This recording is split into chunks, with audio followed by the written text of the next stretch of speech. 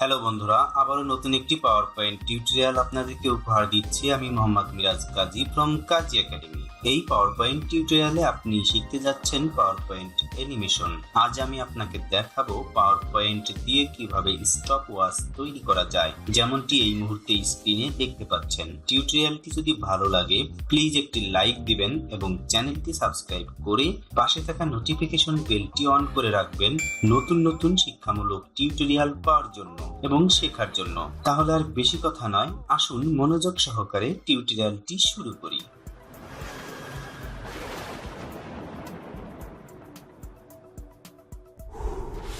Welcome back to Kazi academy. Power point open করে ইনসার্টে click করুন। ডান পাশ থেকে ফরম্যাট ব্যাকগ্রাউন্ডে ক্লিক করে আপনি আপনার পছন্দ মতো ব্যাকগ্রাউন্ড কালারটি পরিবর্তন করে নিন, যেটি আপনার চোখে দেখতে ভালো লাগে।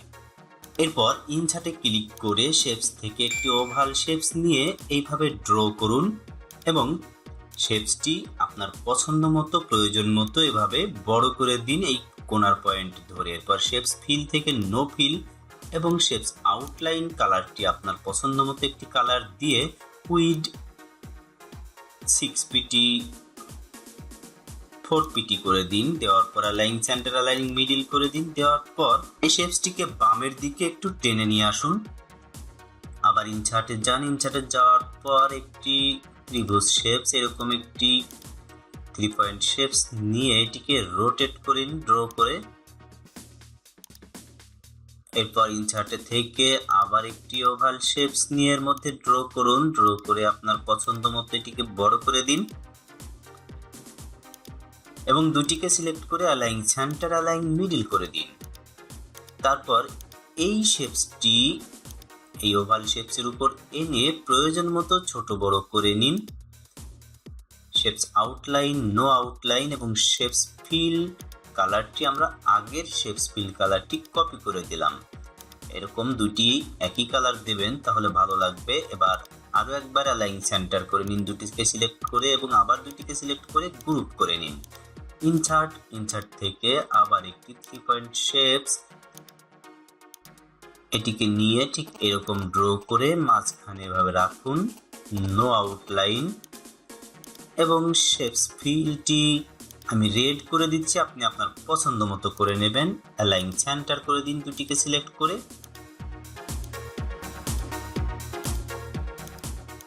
নো আউটলাইন করে দিলাম।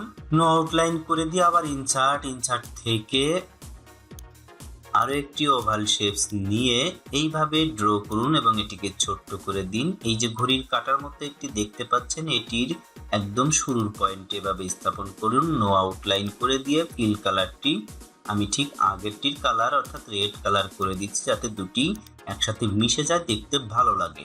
এখন এটিকে একটু বড় করে দিন।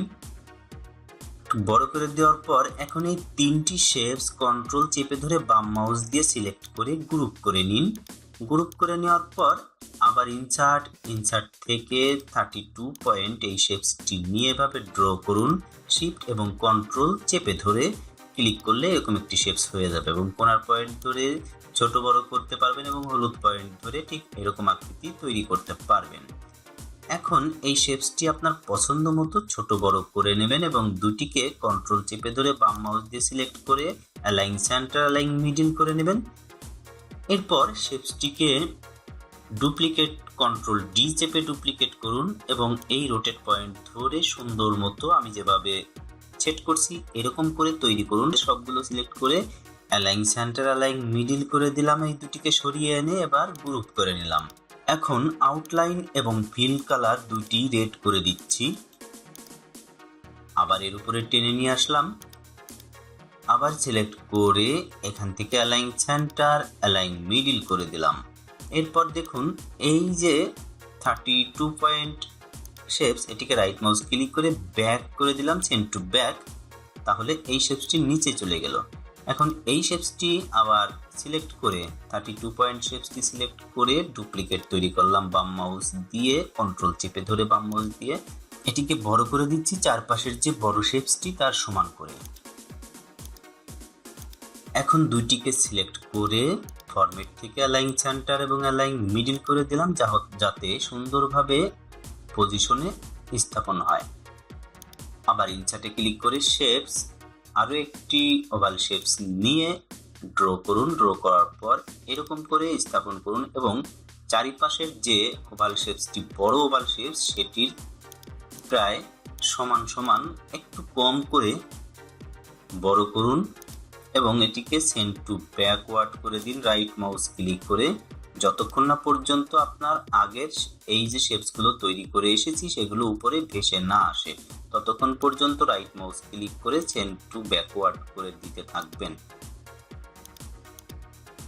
ওকে, এখন এই ওভাল শেপসটিকে সিলেক্ট করে ফরম্যাট থেকে নো আউটলাইন এবং ফিল ঠিক ব্যাকগ্রাউন্ড ফিলের সাথে মিলিয়ে দিলাম। দেখুন কত সুন্দর চমৎকার রূপ নিচ্ছে। দেখতে থাকুন আজকের টিউটোরিয়াল। এখন দেখুন অ্যানিমেশন করবো, এর পাশে অ্যানিমেশন নেই। অ্যাড অ্যানিমেশন থেকে স্পিন অ্যানিমেশনটি আমি এখানে সিলেক্ট করে দিলাম এবং এটিও আবার স্পিন অ্যানিমেশন, দুইটি স্পিন অ্যানিমেশন সিলেক্ট করলাম। প্রথমটি এখানে দেখুন অন ক্লিক রাখবেন, এর ডিউরেশন এখানে 5 অথবা 6 সেকেন্ড করে দেবেন এবং দ্বিতীয়টি 1 সেকেন্ড এবং দ্বিতীয়টি কিন্তু উইথ প্রিভিয়াস সিলেক্ট করবেন, শুধু প্রথমটি অন ক্লিক থাকবে।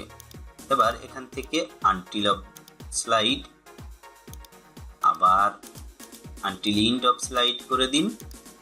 এবার প্লে করলাম, দেখুন এরকম দেখতে হয়েছে, ক্রমশ সুন্দর হচ্ছে আজকের টিউটোরিয়াল। আজকের স্টপ ওয়াচ তৈরি, অপেক্ষা করে ধৈর্য ধরে ভিডিওটি শুরু থেকে শেষ পর্যন্ত দেখুন। এবার একটি টেক্সট বক্স নিয়ে এর মধ্যে নাম্বার লিখছি আমি। এই টেক্সটের ফন্ট, কালার, সাইজ সম্পূর্ণই আপনি আপনার পছন্দ মতো করবেন, আপনার রুচি মতো করবেন। আমি যেভাবে করছি এভাবে হুবহু করতে হবে এমন কোনো কথা নেই। এবার আমি ক্রমশ এটিকে 1 2 3 4 5 এরকম করে 100 পর্যন্ত করে দিচ্ছি, আপনারা এরকম করে করে দেবেন।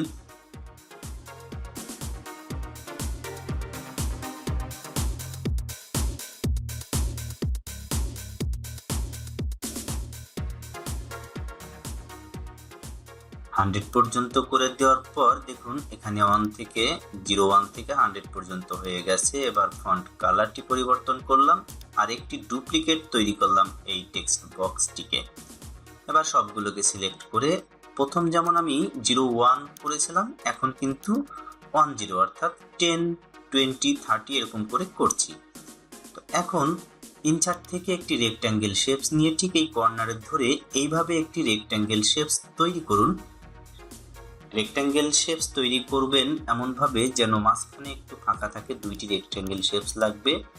ফিল কালারটি ব্যাকগ্রাউন্ড কালার করে দিলাম একরকম এবং আউটলাইন নো আউটলাইন করে দিয়ে একটি ডুপ্লিকেট করে নিচে একটি স্থাপন করে দিচ্ছি। অর্থাৎ এখানে আমি এই কাজটি করছি যে এই টেক্সটগুলো যাতে ঢেকে যায়, মাঝখানে একটু ফাঁকা জায়গা রাখছি যাতে কিনা ওই ফাঁকা জায়গার মধ্য দিয়ে এই টেক্সটগুলো দেখা যায়। ঠিক এরকম করে আপনারা স্থাপন করবেন। দেখুন আমি যেভাবে করছি। এখন এটির অ্যানিমেশন করতে হবে। প্রথম যে শেপসটি আমি টেক্সট বক্সটি তৈরি করেছি সেই টেক্সট বক্সটি অ্যানিমেশন করতে হবে দুইটি টেক্সট বক্সের।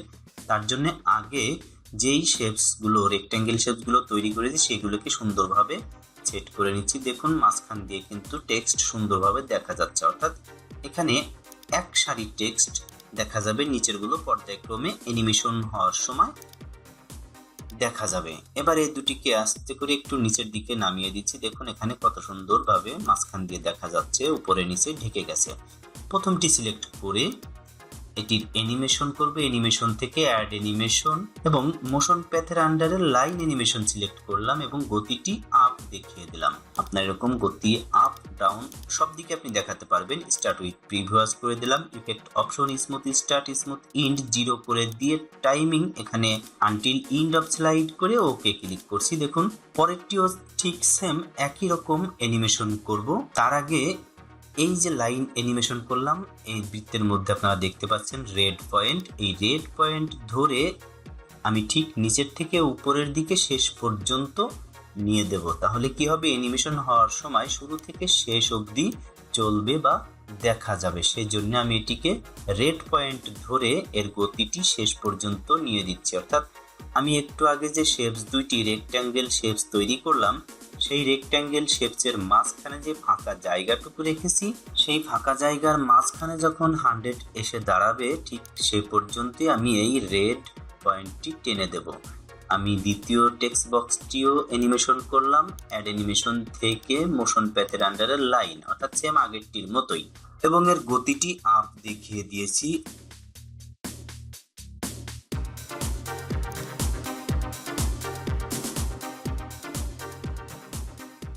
এখন দেখুন এখান থেকে স্মুথ স্টার্ট এবং স্মুথ এন্ড 0 করে ওকে করে দিলাম এবং টাইম ডিউরেশন 30 সেকেন্ড করে দিলাম।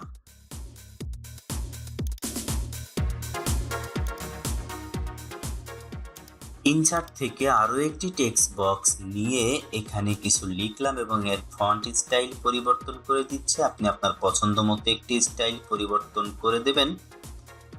এরপর এটি ছোট বড় সম্পূর্ণ আপনার উপর নির্ভর করে, আপনার পছন্দের উপর নির্ভর করে। এটিকে আরেকটি কপি করলাম। এখানে আমি যা লিখছি হুবহু এরকম লিখতে হবে এমন কোনো কথা নেই। আপনি আপনার রুচি মতো, আপনার পছন্দ মতো লিখবেন, আপনার প্রয়োজন মতো লিখবেন। এবার ইনসার্ট থেকে আরেকটি ওভাল শেপস নিয়ে উপরে এভাবে ইনসার্ট করছি, তৈরি করছি। এভাবে ড্র করলাম একটি শেপস এবং ফিল কালারটি আপনি আপনার পছন্দ মতো করে দেবেন। অবশ্যই আউটলাইন, নো আউটলাইন করে দেবেন। এবার আমার আগে থেকে আরো একটি শেপস তৈরি করা আছে, দেখুন এটিকে আমি কপি করে নিয়ে আসলাম এখানে পেস্ট করে দিয়ে ঠিক আমি এই যে হলুদ রঙের ওভাল শেপসটি তার উপরে স্থাপন করে দিলাম। দেওয়ার পর এটিকে রিসাইজ করছি, একটু ছোট করে নিয়ে দুটিকে সিলেক্ট করে ফরম্যাট থেকে অ্যালাইন সেন্টার, অ্যালাইন মিডল করে দিলাম। দেওয়ার পরে এই দুটিকে আবার সিলেক্ট করে একটি ডুপ্লিকেট বা কপি করে এই পাশে নিয়ে আসলাম ডান সাইডের দিকে। আনার পর এইটি কি করব, এটি একটু কালার ভিন্ন করে দিলে মনে হয় দেখতে বেটার হবে।